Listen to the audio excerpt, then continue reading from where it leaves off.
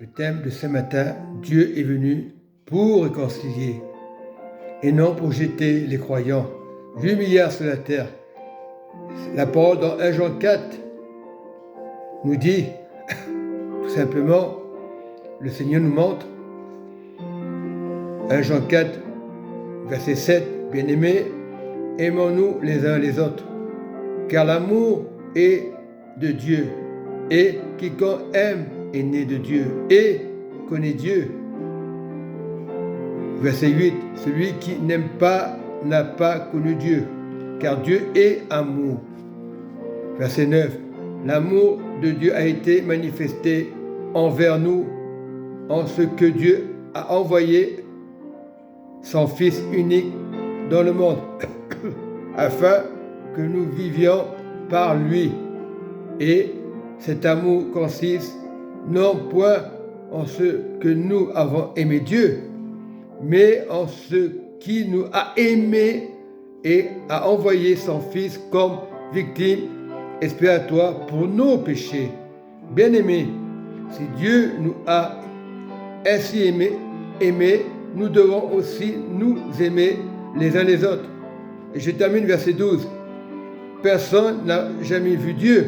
Si nous nous aimons les uns les autres, Dieu demeure en nous et son amour est parfait en nous.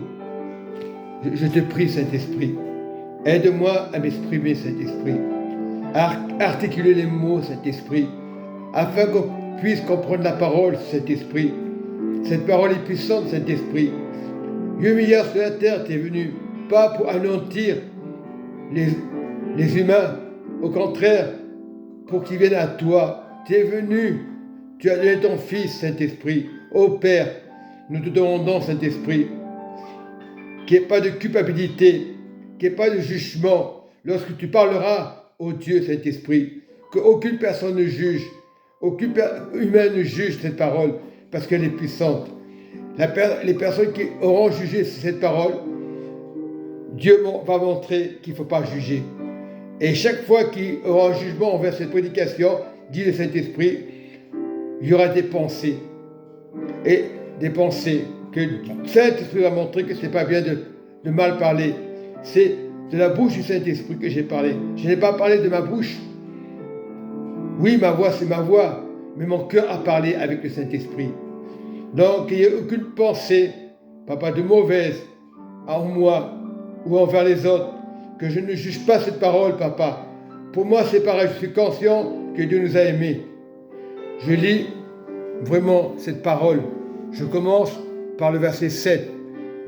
Bien-aimés, aimons-nous les uns les autres.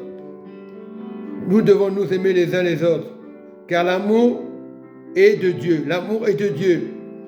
Il n'y a pas de poteau. Il n'y a pas de poteau. L'amour est de Dieu. Et quiconque aime est né de Dieu et connaît Dieu. Donc tu dois aimer Dieu. Parce qu'il est juste. Il ne ment pas.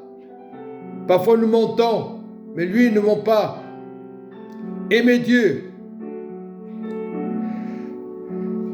Celui qui n'aime pas n'a pas connu Dieu. Tout simplement. Il n'a pas connu Dieu.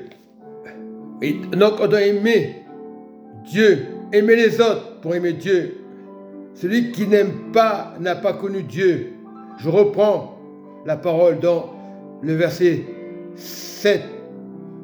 Bien-aimés, aimons-nous les uns les autres, car l'amour de Dieu est quiconque aime est né de Dieu et qui connaît Dieu. Celui qui n'aime pas n'a pas connu Dieu, car Dieu est amour. Dieu est amour. Je mets le A majuscule. Dieu est amour. L'amour de Dieu a été manifesté envers nous en ce que Dieu a envoyé son Fils unique dans le monde afin que nous vivions par lui. En Christ, s'il a envoyé son Fils, qu'il est la vérité, il est le chemin en lui.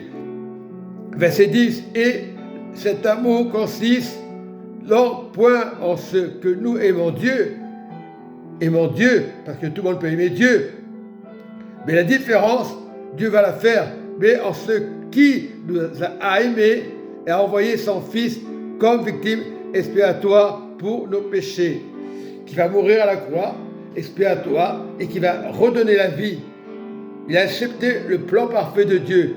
Il n'est pas mort à la croix par hasard. Il a accepté le plan de Dieu. Jésus est mort à la croix. Là, on ne parle pas dans le texte.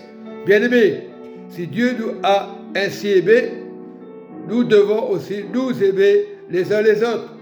Nous devons nous aimer les uns les autres, malgré les difficultés, malgré les problèmes que nous vivons sur la terre. Nous devons nous aimer les uns les autres.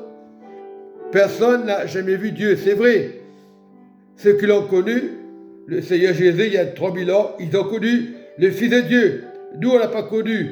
Mais la différence, si nous aimons les uns aux autres, déjà, ça signifie que nous aimons Dieu.